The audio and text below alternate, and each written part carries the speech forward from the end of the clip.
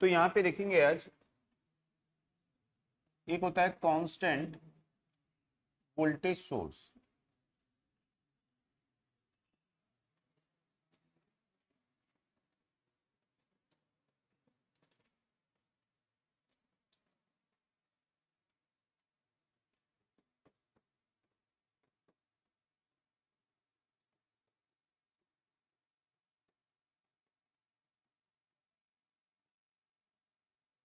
तो idol constant voltage source मतलब आदर्श स्थिर वोल्टेज स्रोत इसको बोलेंगे। तो वोल्टेज स्रोत जो होता है इसमें क्या होता है, आंतरिक प्रतिरोध होता है, इंटरनल रेजिस्टेंस होता है। तो जैसे ये एक वोल्टेज स्रोत है, इसकी ईएमएफ है और ये आंतरिक प्रतिरोध है।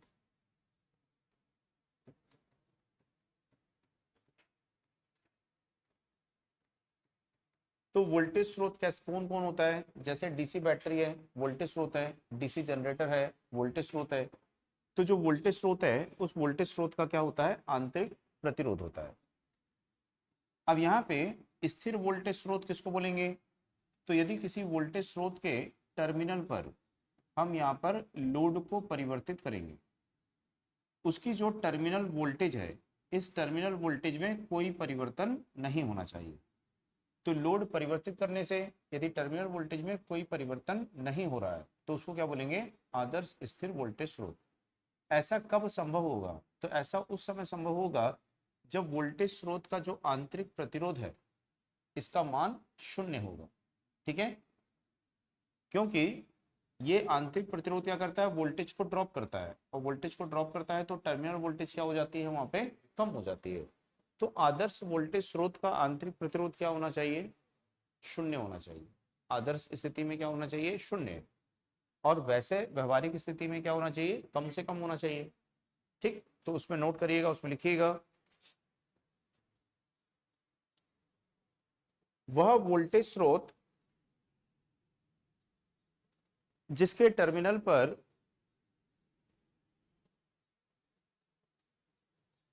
लोड जोड़ने पर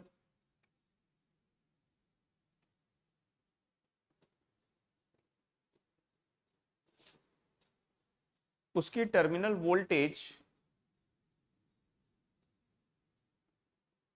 कांस्टेंट रहती है।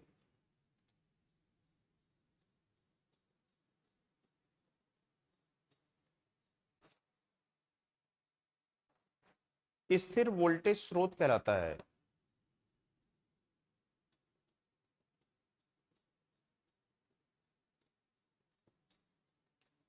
नेक्स्ट, आदर्श स्थिर वोल्टेज स्रोत आदर्श स्थिर वोल्टेज स्रोत का आंतरिक प्रतिरोध शून्य ओम होता है।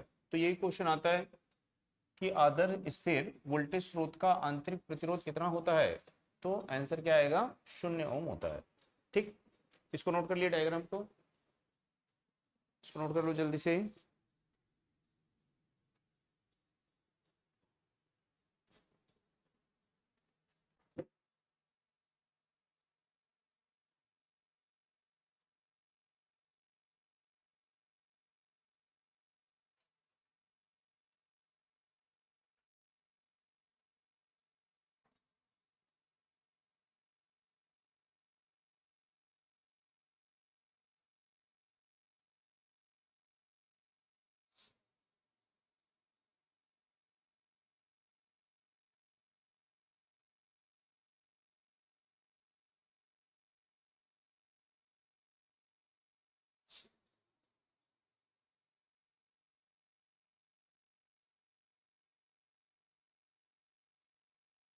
हो गया।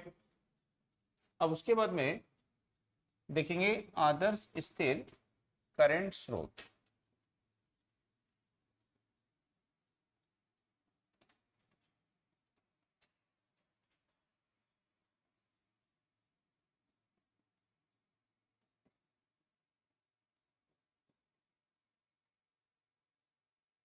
तो जो करंट सोर्स होता है, धारा स्रोत होता है, तो इस प्रकार से इसको धारा स्रोत को दर्शाते हैं। ये इसके अंदर एक एरो रहता है।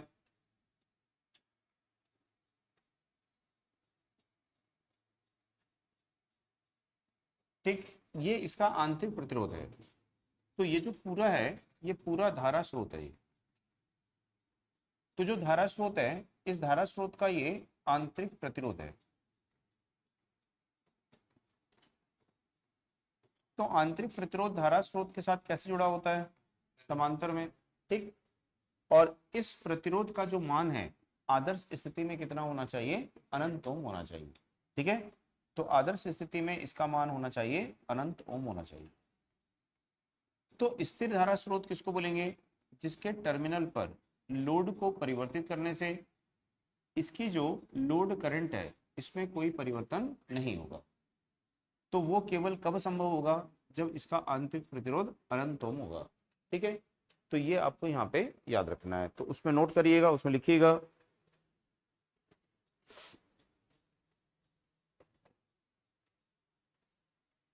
आदर्श,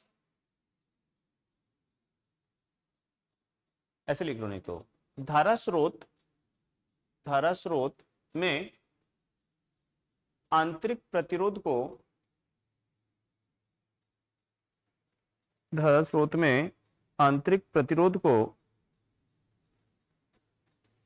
स्रोत के समांतर में जोड़ते हैं, स्रोत के समांतर में जोड़ते हैं।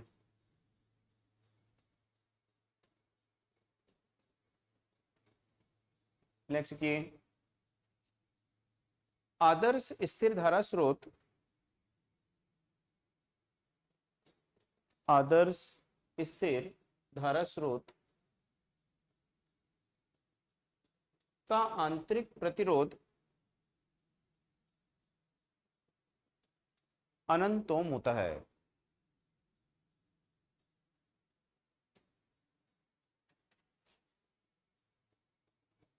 नेक्स्ट के, वह स्रोत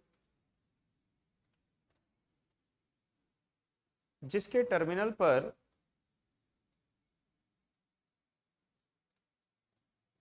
लोड परिवर्तित करने से, जिसके टर्मिनल पर लोड परिवर्तित करने से उसकी धारा अपरिवर्तित रहती है, उसकी धारा अपरिवर्तित रहती है, उसकी धारा अपरिवर्तित रहती है, स्थिर धारा स्रोत कहलाता है।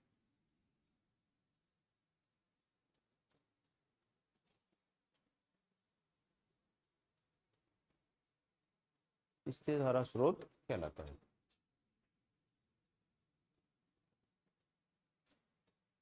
ठीक, नोट कर लिए, डायग्राम को नोट कर लियो।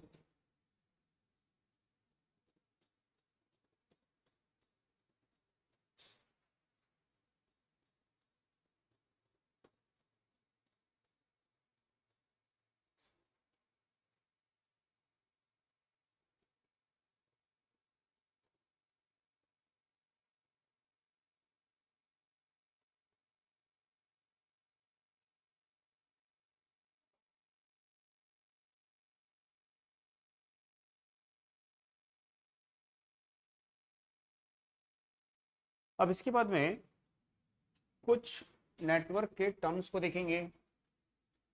एक होता है इसमें, उसको बोलते हैं पैरामीटर।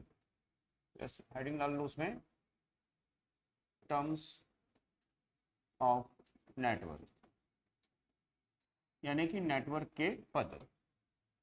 तो इसमें एक होता है पैरामीटर।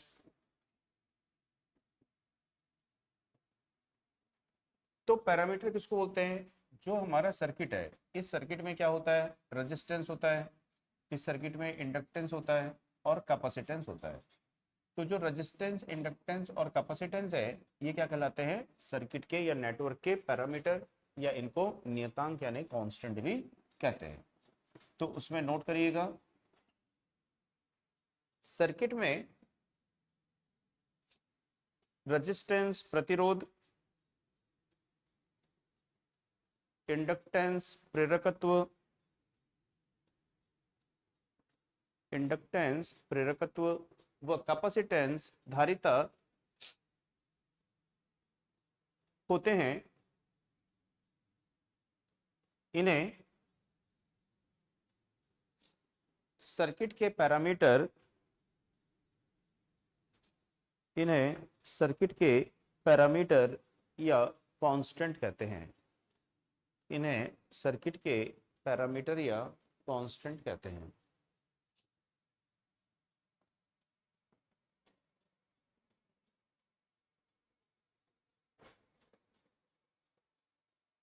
ठीक है,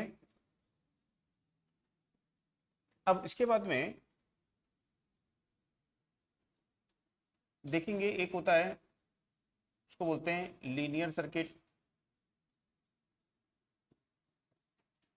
यानी कि रेखीय परिपथ।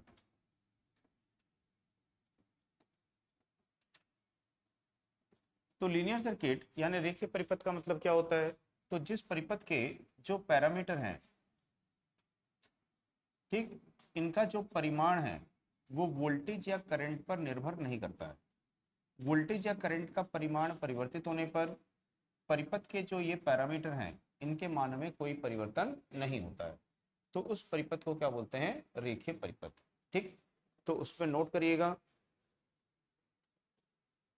वह परिपथ जिसके पैरामीटर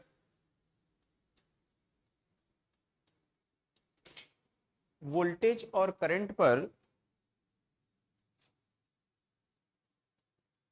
निर्भर नहीं करते हैं,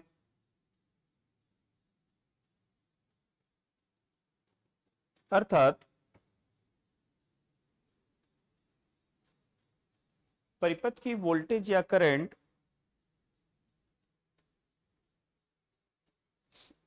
परिवर्तित करने पर, परिपथ की वोल्टेज या करंट परिवर्तित करने पर परिपथ के पैरामीटर, परिपथ के पैरामीटर अपरिवर्तित रहते हैं, परिपथ के पैरामीटर अपरिवर्तित रहते हैं।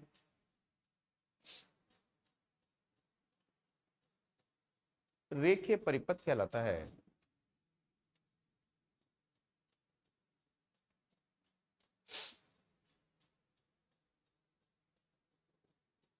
इस परिपथ में ओम का नियम लागू होता है, इस परिपथ में ओम का नियम लागू होता है।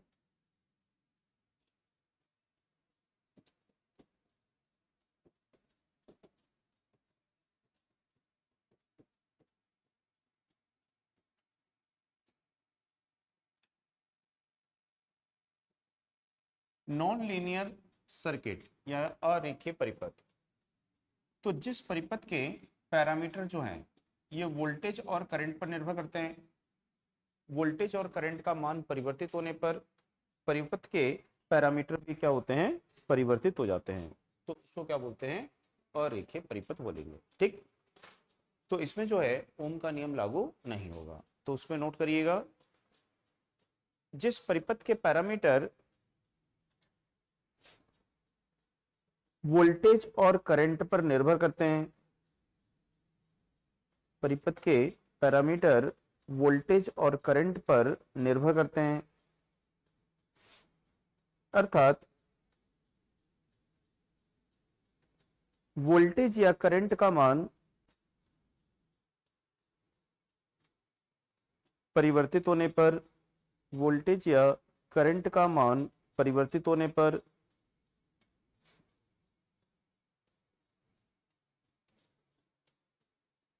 परिपथ के पैरामीटर,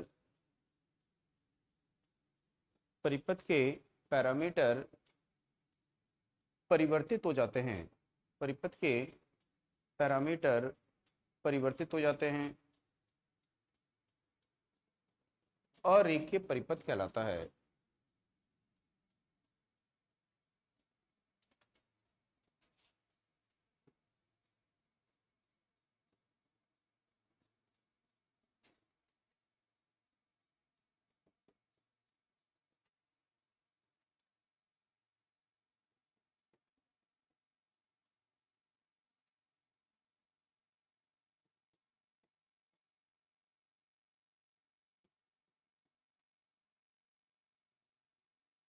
तो बाइलेटरल सर्किट यानी होता है द्विपक्षीय परिपथ। तो बाइलेटरल सर्किट यानी द्विपक्षीय परिपथ। तो द्विपक्षीय परिपथ बाइलेटरल सर्किट का मतलब क्या होता है? तो जिस परिपथ की जो प्रॉपर्टी होती है और उसकी जो कैरेक्टरिस्टिक्स होती है, ठीक। तो प्रॉपर्टी यानी क्या होता है? परिपथ के जो गुण होते हैं वह उसके जो अभिलक्षण होते हैं। तो परिपथ के जो गुण हैं और उसके अभिलक्षण हैं, ये वोल्टेज या करंट के दिशा पर निर्भर नहीं करते हैं। यदि वोल्टेज और करंट की दिशा परिवर्तित होती है तो उसके गुण और अभिलक्षण में कोई परिवर्तन नहीं होता है। दोनों पक्ष में इसके गुण और अभिलक्षण कैसे होंगे? समान होंगे। तो उसको क्या बोलेंगे? बाइलैटरल बोलेंगे। एक बार में तो उसमें नोट करिए, उसमें लिखिए वह परिपथ जिसमें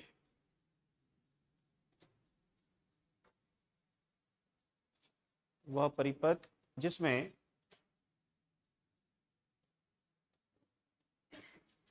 जिसकी लिख लो, वह परिपथ जिसकी गुण व अभिलक्षण गुण व अभिलक्षण वोल्टेज व करंट की दिशा पर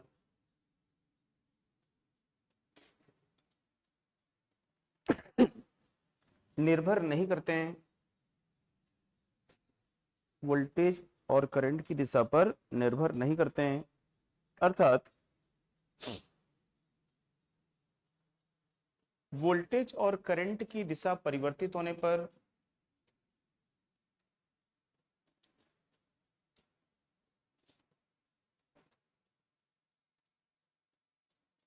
वोल्टेज या करंट की दिशा परिवर्तित होने पर परिपथ के गुण व अभिलक्षण समान रहते हैं। परिपथ के गुण व अभिलक्षण समान रहते हैं।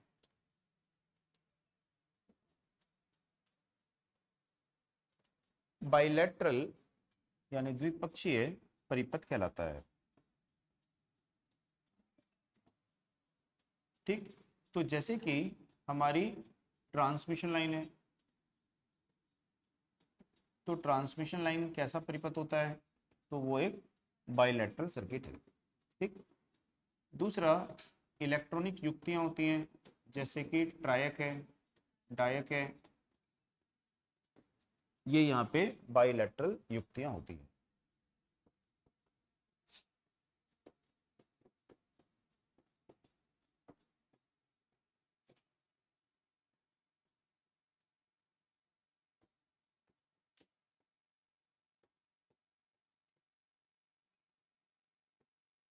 उसके बाद में बाइलेटरल सर्किट यानी कि एक पक्षीय परिपथ। तो बाइलेटरल सर्किट यानी एक पक्षीय परिपथ का मतलब क्या होता है? तो वह परिपथ जिसके गुण, ठीक है, एक समय पे अलग होंगे, एक दिशा में अलग होंगे, दूसरी दिशा में अलग होंगे।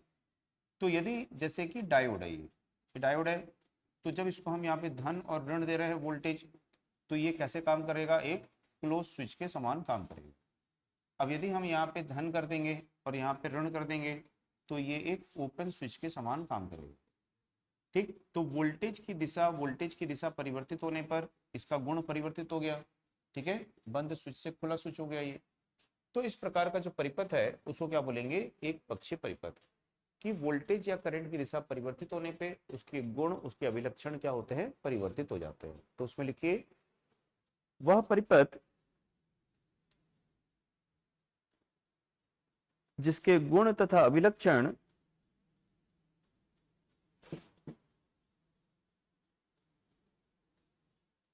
वोल्टेज व करंट के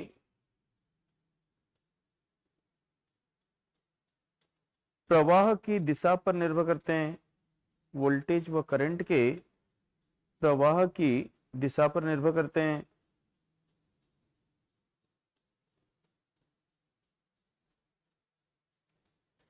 वोल्टेज व करंट के प्रवाह की दिशा वोल्टेज व करंट के प्रवाह की दिशा परिवर्तित होने पर वोल्टेज व करंट के प्रवाह की दिशा परिवर्तित होने पर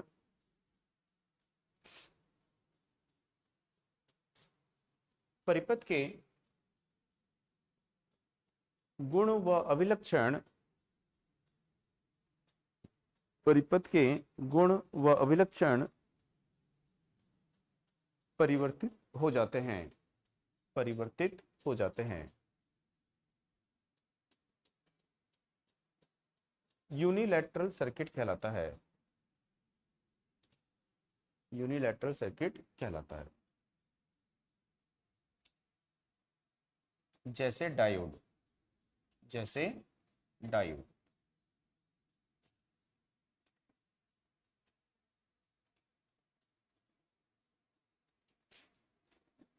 इसके बाद में यहाँ पे होता है नोड।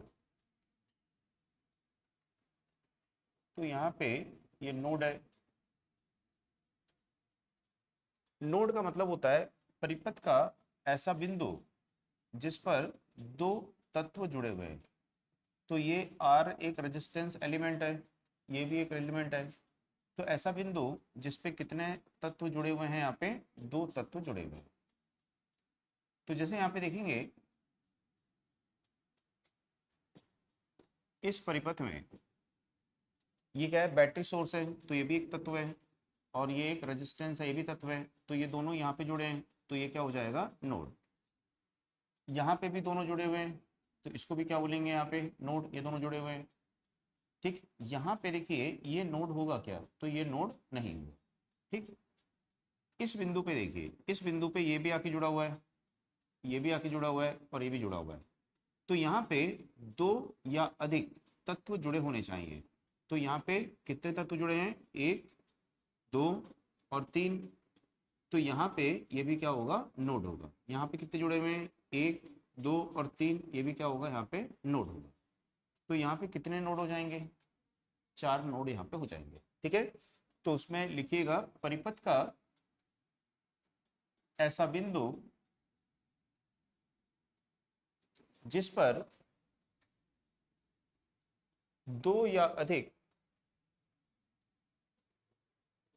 एलिमेंट यानी तत्व जुड़े होते हैं, जिस पर दो या अधिक एलिमेंट या तत्व जुड़े होते हैं, नोड कहलाता है।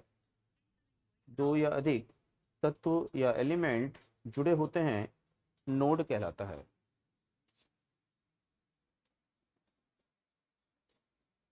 ठीक। तो उसको क्या बोलते हैं, यहाँ पे नोड कहते हैं। उसके बाद में होती है ब्रांच। ब्रांच यानी होती है शाखा। तो ब्रांच या शाखा का मतलब होता है कि परिपथ का ऐसा बिंदु, परिपथ का ऐसा बिंदु जिस पर ऐसा है, ऐसा बोलेंगे दो नोड, ब्रांच है ना, ये दो नोड के मध्य का जो भाग होता है, ये दो नोड है, इनके मध्य का भाग क्या कहलाएगा, ब्रांच। तो ये एक ब्रांच हो जाएगी। दो नोड के मध्य का भाग क्या होगा, ब्रांच। दो नोड के मध्य का भाग क्या होगा, ब्रांच। दो नोड के मध्य का भाग क्या होगा, ब्रांच। ठीक, दो नोड के मध्य का भाग क्या होगा, ब्रांच हो जाएगा। तो इसमें कितनी ब्रांच हो जाएंगे, यहाँ पे पांच ब्रांच हो जाएंगे, ठीक। तो उसमें लिखिए दो नोड के मध्य, दो नोड के मध्य का भाग ब्रांच कहलाता है। दो नोड के मध्य का भाग ब्रांच कहलाता है।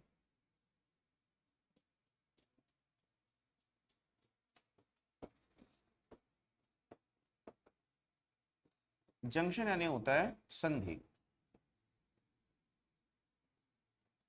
तो संधि किसको बोलते हैं, तो परिपथ का ऐसा बिंदु जिस पर तीन या अधिक एलिमेंट जुड़े होते हैं। तो यहाँ पे देखेंगे कितने एलिमेंट जुड़े हैं, एक, दो, तीन। यहाँ पे कितने जुड़े हैं, एक, दो, तीन। तो एक ये जंक्शन हो जाएगा, और ये भी क्या होगा, जंक्शन। तो ये जो दोनों हैं ये नोड भी हैं, और ये दोनों जो हैं वो जंक्शन भी हैं, ठीक।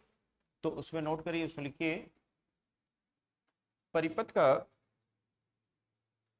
ऐसा बिंदु, परिपथ का ऐसा बिंदु जिस पर परिपथ का ऐसा बिंदु जिस पर तीन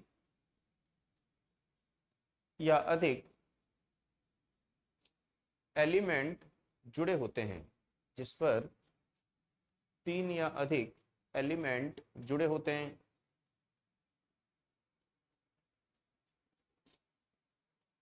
जंक्शन कहलाता है। जिस पर तीन या अधिक एलिमेंट जुड़े होते हैं, जंक्शन कहलाता है। ठीक।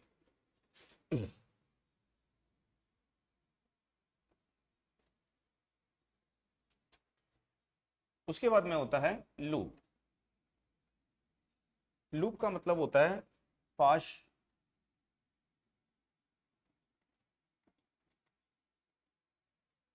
तो यहां पे देखेंगे कि जैसे ये एक परिपथ है, तो इस परिपथ में यहां से जब हम चलना चालू करेंगे तो बिना उंगली उठाए वापस वहीं पहुंच जाएंगे, तो ये क्या कहलाएगा? एक लूप कहलाएगा। यहां से चलना चालू करेंगे तो बिना उंगली उठाए हम वापस वहीं पहुंच जाएंगे, तो ये भी क्या कहलाएगा? एक लूप कहलाएगा। ठीक। यहां से चलना चालू करेंगे तो बिना उंगली उठाए आप वापस वहीं पहुंच जाओगे, तो ये भी क्या कहलाएगा? एक लूप कहलाएगा। तो परिपथ का ऐसा बंद भाग, ठीक है, जो आपस में पूर्णतः जुड़ा होता है, उसको क्या बोलते हैं? लूप बोलते हैं। ठीक। तो कितने लूप हैं इसमें? यहाँ पे तीन लूप रहेंगे, तो उसमें नोट करिए। परिपथ का पूर्णतः बंद भाग, परिपथ का पूर्णतः बंद भाग लूप कहलाता है। परिपथ का पूर्णतः बंद भाग लूप कहलाता है।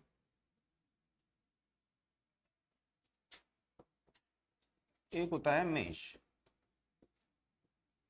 मेश का मतलब होता है कि ये भी लूप है, लेकिन ऐसा लूप जिसके अंतर्गत कोई दूसरा लूप नहीं आ सकता है। तो जैसे देखेंगे, ये जो बड़ा लूप है, इस बड़े लूप के अंतर्गत ये दोनों लूप आ रहे हैं।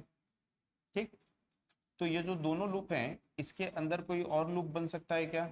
नहीं बन सकता है, तो ये दोनों क्या कहलाएंगे? मेश कहलाएंगे। ठीक। तो ऐसा लूप जिसके अंदर कोई दूसरा लूप ना बन सके, उसको क्या बोलते हैं? मेश कहते हैं। ठीक।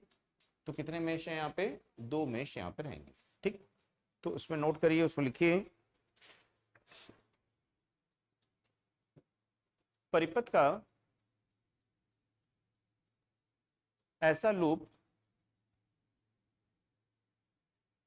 परिपथ का ऐसा लूप जिसके अंदर कोई दूसरा लूप न बन सके। परिपथ का ऐसा लूप जिसके अंदर कोई दूसरा लूप न बन सके, मेश कहलाता है।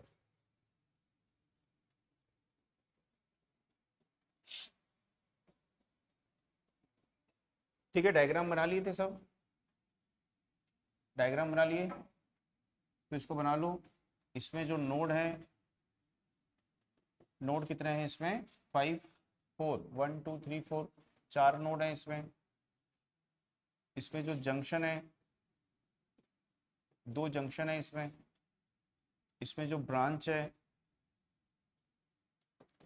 ठीक, पांच ब्रांच है इसमें। लूप इसमें तीन है,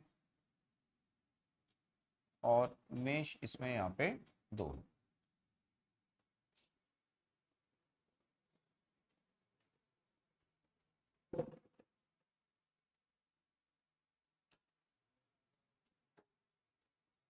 तो इसको बनाइए, डायग्राम को।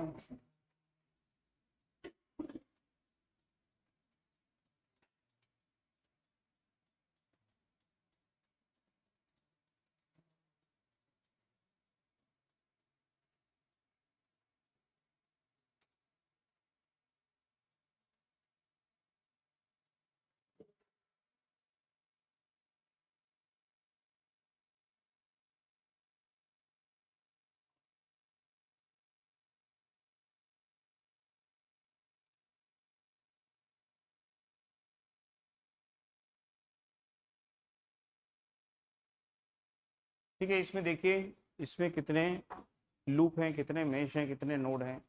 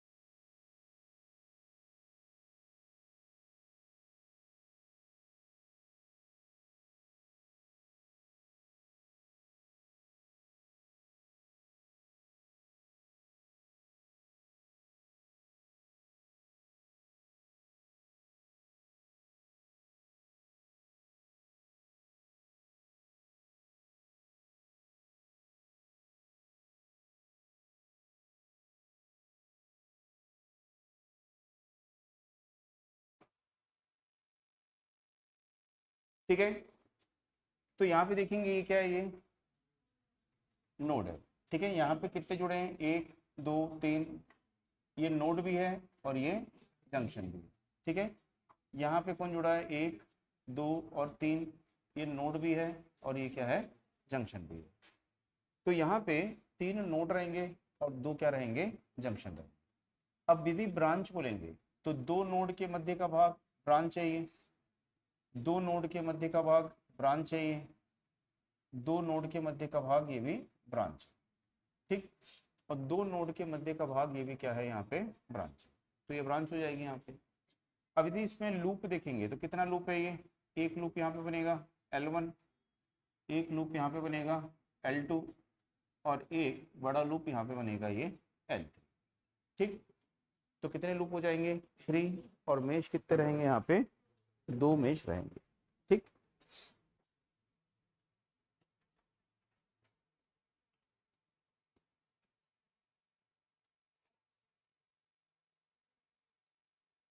समझ में आया?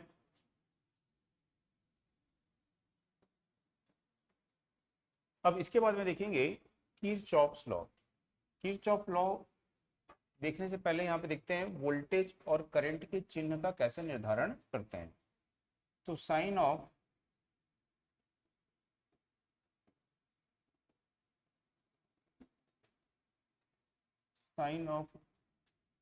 सोर्स ईएमएफ, तो ईएमएफ के चिन्ह का कैसे हम यहाँ पे निर्धारण करते हैं। ठीक है, तो ईएमएफ का चिन्ह, तो जैसे देख लीजिए कि कोई परिपथ है और उस परिपथ में इस प्रकार से कोई ईएमएफ का स्रोत लगा है, ये ऋणात्मक है और ये क्या है, उसका धनात्मक सिरा है। तो ईएमएफ का स्रोत है और ये हमारे चलने की दिशा है। ठीक, तो ये आपके चलने की दिशा है। तो आप किस दिशा में चल रहे हो, ऋण से धन की तरफ जा रहे हो। तो यहाँ पे बोलोगे कि ईएमएफ में वृद्धि हो रही है, तो ईएमएफ में क्या बोलेंगे, वृद्धि हो रही है। और इसके लिए ईएमएफ को क्या लिखेंगे, प्लस ई लिखेंगे। ठीक, तो चलने की दिशा कैसी है, यहाँ पे ऋणात्मक से धनात्मक की ओर है। तो चलने की दिशा ऋणात्मक से, ठीक, किस दिशा में है, धनात्मक की ओर। तो ऋणात्मक से हम चल रहे हैं धनात्मक की ओर। तो यदि चलने की दिशा ऋणात्मक से धनात्मक की ओर है, ठीक है, तो क्या बोलेंगे हम, ईएमएफ में क्या हो रही है, वृद्धि हो रही है। ठीक, अब इसी तरह से यदि इस प्रकार से दिया हुआ है,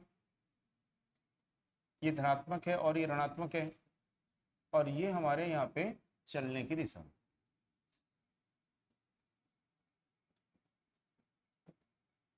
तो हमारे चलने की दिशा कहाँ से है, तो धनात्मक से ऋणात्मक है।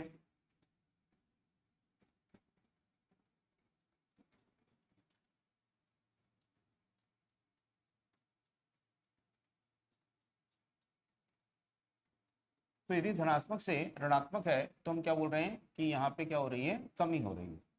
तो ईएमएफ में कमी हो रही है, यहाँ पे ईएमएफ घट रही है। ठीक, तो इसके लिए इसको किससे दर्शाएंगे, माइनस ई से दर्शाएंगे। तो क्या होता है, ऋण यानी क्या होता है, कम, धन यानी क्या होता है, ज्यादा। तो यदि हम कम से ज्यादा की ओर जा रहे हैं तो क्या बोलेंगे, वृद्धि हो रही है। और यदि धन से ऋण जा रहे हो यानी ज्यादा से कम जा रहे हो तो क्या बोलोगे, कमी हो रही है। तो ऐसे आसानी से याद रख सकते हो, ऋण से धन जाएंगे तो बढ़ रहा है यानी धन साइन लेंगे, और धन से ऋण की जाएंगे तो घट रहा है, तो उसके लिए ऋण साइन लेंगे। हाँ, दोनों एक ही है। ठीक है, नोट कर लिए। इसी तरह से यहाँ पे लेंगे आईआर ड्रॉप,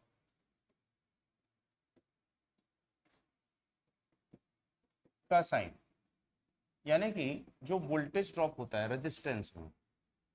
अब जैसे कोई ये प्रतिरोध है यहाँ पे और इस प्रतिरोध में ये धारा की दिशा है, धारा ऐसे जा रही है। ठीक, तो धारा हमेशा कहाँ से जाती है, धनात्मक सिरे से ऋणात्मक सिरे की तरफ जाती है। ये धनात्मक सिरा होगा और ये क्या होगा, ऋणात्मक सिरा होगा। तो जब धारा प्रवाहित होगी तो इसमें क्या करेगी, वो वोल्टेज ड्रॉप करेगी, इसमें आई आर ड्रॉप करेगी। तो इस धारा के कारण इसमें यहाँ पे होगा आई आर ड्रॉप। ठीक, और हमारे चलने की दिशा कैसी है, तो जिस दिशा में धारा जा रही है, ठीक है, ये हमारे चलने की दिशा। तो चलने की दिशा कैसी है, धारा की दिशा है।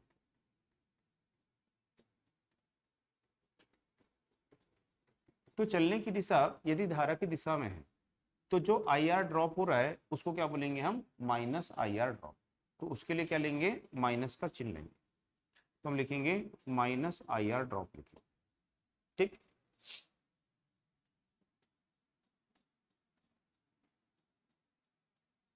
दूसरा यहाँ पे देखेंगे कि धारा धनात्मक से ऋणात्मक जा रही है, तो ये धारा क्या करेगी, यहाँ पे इस प्रतिरोध में आई आर ड्रॉप करेगी। ठीक, तो ये धारा यहाँ पे आई आर ड्रॉप कर रही है और हमारे चलने की दिशा ये है, इसको विपरीत लेते हैं, ये चलने की दिशा है। तो हमारी चलने की दिशा कैसे है, धारा की दिशा के विपरीत है। तो चलने की दिशा जो है वो धारा की दिशा के विपरीत है।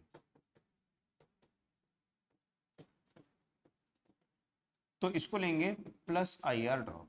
तो इसके लिए धनात्मक चिन्ह का प्रयोग करेंगे। ठीक, तो ऋणात्मक चिन्ह जब धारा की दिशा में चलेंगे और धनात्मक चिन्ह जब उसके विपरीत चलेंगे। ठीक, तो इस तरह से ये जो आई आर ड्रॉप है इसके चिन्ह का यहाँ पे निर्धारण करेंगे। तो ये आपको यहाँ पे ध्यान में रखना है, नोट कर लिए सब।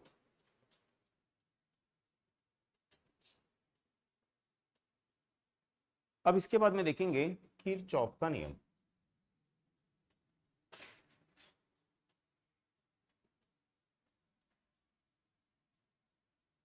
ठीक, अब इसको कैसे यूज करना है मैं आगे बताऊंगा, पहले किरचॉफ का नियम यहाँ पे देख लेते हैं।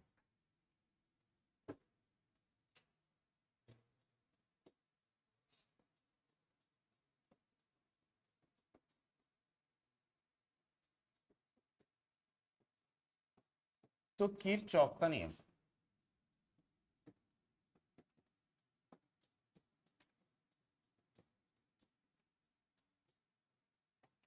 तो किरचॉफ के दो नियम होते हैं। ठीक, एक होता है किरचॉफ का करंट का नियम जिसको केसीएल बोलते हैं, और किरचॉफ का वोल्टेज का नियम जिसको केवीएल बोलते हैं। तो किरचॉफ के दो नियम होते हैं। पहला नियम यहाँ पे देख रहे हैं, किरचॉफ करंट लॉ। किरचॉफ का धारा या बिंदु नियम, तो इसको बोलते हैं किरचॉफ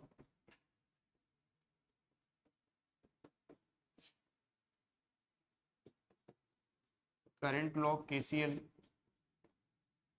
या बोलते हैं पॉइंट लॉ।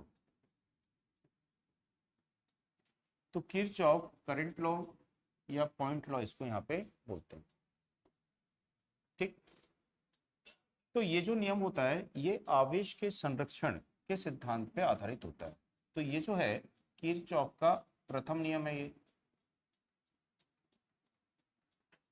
और जो किरचॉफ का ये प्रथम नियम है ये आवेश के संरक्षण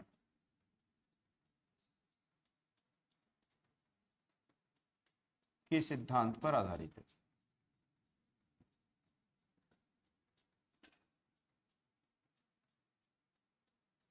तो ये बताता है कि आवेश जो है वो संरक्षित होते हैं, उनको हम नष्ट नहीं कर सकते हैं। ठीक है, जब धारा प्रवाहित होती है तो आवेश वहां पे क्या होते हैं, संरक्षित होते हैं, आवेश वहां पे नष्ट नहीं होते हैं। ठीक है, जितने आवेश आते हैं उतने ही आवेश जाते भी हैं। तो जैसे देखेंगे कि कोई ये एक परिपथ है,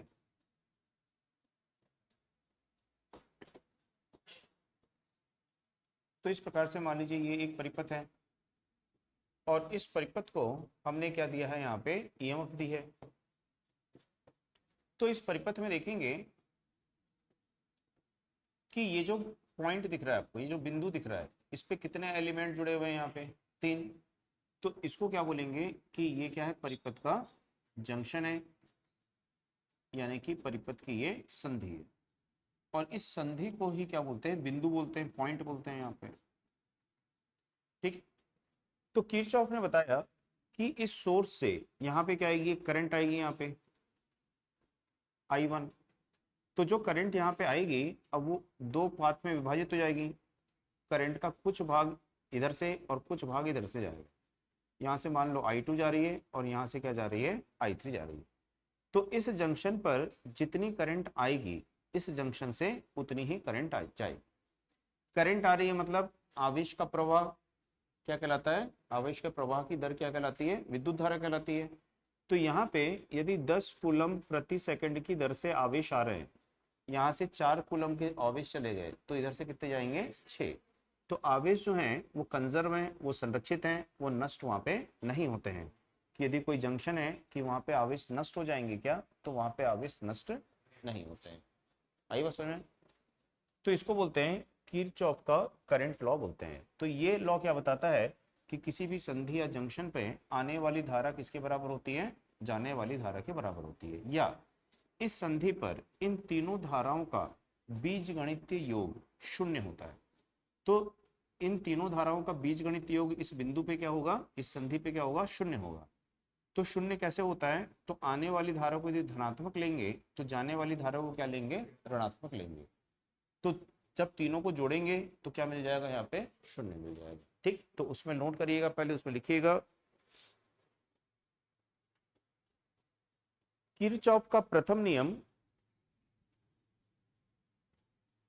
किरचॉफ का प्रथम नियम आवेश के संरक्षण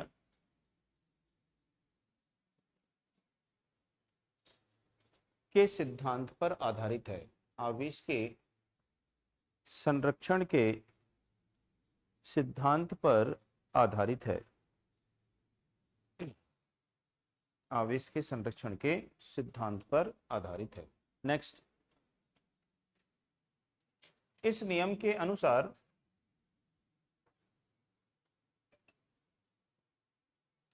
परिपथ के किसी बिंदु पर मिलने वाली करंट का बीजगणितीय योग शून्य होता है। बीजगणितीय योग शून्य होता है। अर्थात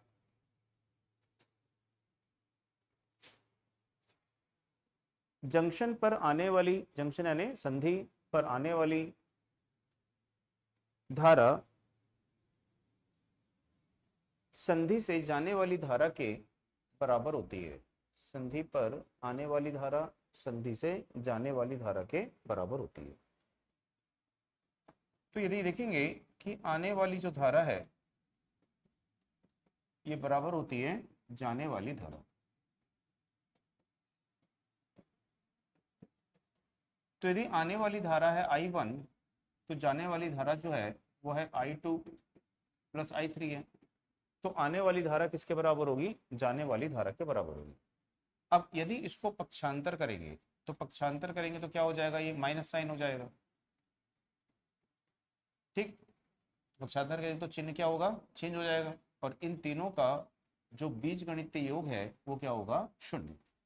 तो इस संधि पर मिलने वाली तीनों करंट का बीजगणितीय योग क्या हो गया, शून्य। यानी आने वाली धारा को धनात्मक लेते हैं तो जाने वाली धारा को क्या लेते हैं, ऋणात्मक लेते हैं। तो तीनों का बीजगणितीय योग शून्य हो जाता है। तो कौन सा योग लेना है, बीजगणितीय योग लेना है, सदिश योग नहीं लेना है यहाँ पे। ठीक है, तो इसको हम यहाँ पे ऐसे शो करते हैं कि summation of all current in junction is equal to क्या होता है, 0। तो ये सिग्मा क्या दर्शाता है, सभी करंट का योगफल। तो संधि पर सभी करंट का योगफल क्या होता है, शून्य होता है। आई बात समझ में, नोट कर लिए इसको। अब इसमें से क्वेश्चंस आते हैं, न्यूमेरिकल्स आते हैं।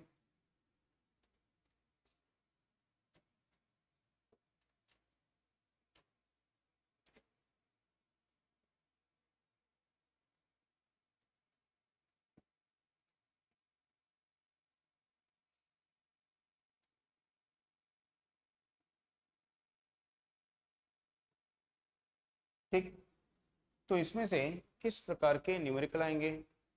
तो जैसे मान लीजिए ऐसा बिंदु दे देगा, ये वो बोलेगा ये धारा आ रही है, ये धारा जा रही है, ये आ रही है, ये जा रही है, ये आ रही है, ऐसे दे देगा।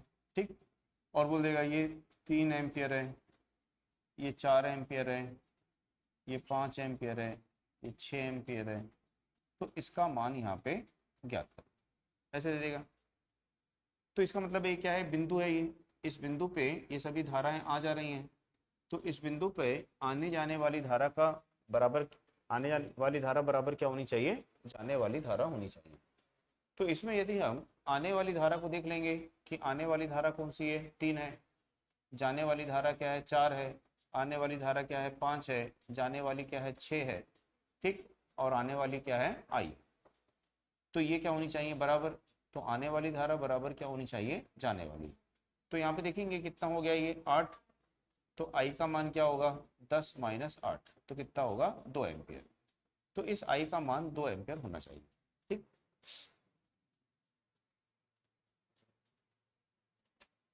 केसीएल केवीएल का यूज क्यों करते हैं, सर्किट को सरल करने के लिए, सर्किट को सॉल्व करने के लिए करते हैं, सर्किट के सरलीकरण के लिए करते हैं। ठीक है, ये सब जो थ्योरम है इनका यूज काय के लिए किया जाता है, सर्किट को हल करने के लिए। दूसरा यहाँ पे देखेंगे कि जो इस प्रकार से धारा करंट दे सकता है कि ये एक धारा है, यहाँ पे ये आ रही है, एक धारा यहाँ से आ रही है, ये धारा जा रही है, यहाँ धारा जा रही है, ऐसे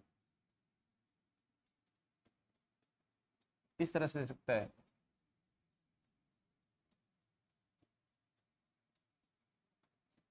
एक सेकंड बनाना नहीं है।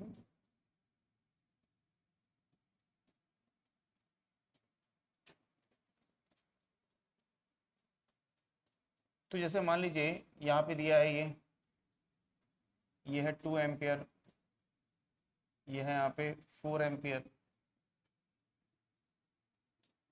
ये है 3 एम्पियर, ये है 1 एम्पियर, और बोला कि इस आई का मान निकालो। तो उसका मान आप निकाल सकते हो। ठीक, तो अब देखोगे कि इस बिंदु पे, तो इस बिंदु पे आने वाली धारा कितनी है और जाने वाली धारा कितनी है। तो आने वाली धारा कितनी है इस पे, 4, जाने वाली धारा कितनी है, 2, तो कितनी आनी चाहिए, 2 एम्पियर। तो यानी कि इस बिंदु से यहाँ पे 2 एम्पियर की धारा जानी चाहिए। समझ में आया? अब इस बिंदु पे देखेंगे कि इस बिंदु पे आने वाली धारा कितनी है, 1, और जाने वाली कितनी है, 3। तो 3 एम्पियर जा रही है और 1 एम्पियर आ रही है, तो दोनों का अंतर कितना आ जाएगा, 2 एम्पियर हो जाएगा। ठीक, तो यहाँ से 1 एम्पियर आ रही है, ठीक है, और 3 एम्पियर जा रही है। तो जब ज़्यादा जा रही है, कम आ रही है, तो यहाँ से और आना पड़ेगा धारा को। तो यहाँ से कितनी आनी चाहिए, 2 एम्पियर आनी चाहिए।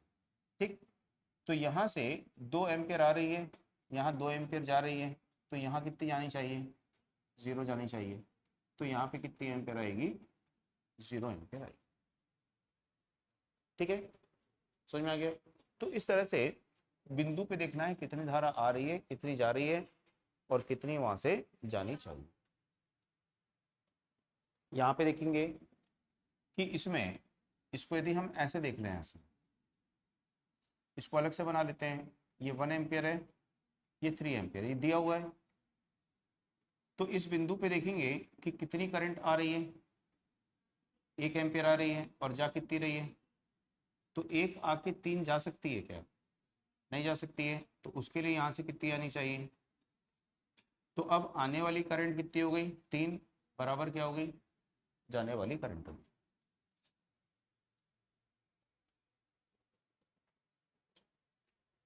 ठीक है, तो आज इतना ही देखते हैं, बाकी और क्वेश्चन इसके कल करेंगे आगे, है ना।